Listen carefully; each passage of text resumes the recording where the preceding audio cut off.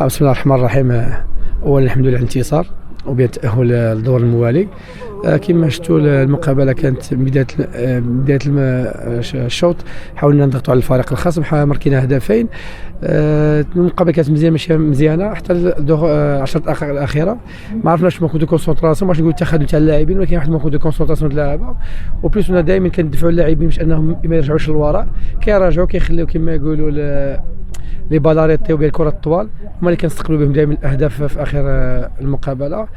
خصنا نخدموا بزاف كما يقول على لا كونسونطراسيون في ديرني مينوت.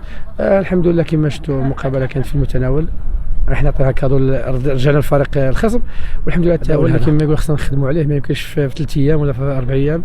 استقبلنا 5 دقائق الاخيره هدفين مع الدشيره، و 5 دقائق الاخيره هدفين مع خنيفره، رغم ان اللاعبين اللي لعبوا في الدشيره ماشي هما اللاعبين اللي لعبوا مع خنيفره. ولكن كما يقول ما عرفناش واش الهاجس تاع اللاعب، لانه دائما خصو يرجع للوراء. احنا دائما كنحاولوا ندفعوا الفريق للقدام، ولكن حد ما كتدخل في الوقت الضائع الا كنشوفوا اللاعبين يرجعوا كيستسلموا. دوماج فو كون طرافاي بور سا. ودابا كما يقولوا ريحنا 90% من اللاعبين تاع الشامبيونا. اليوم خصنا كما يقولوا نفكروا ان شاء الله في المقابله الجايه ان شاء الله.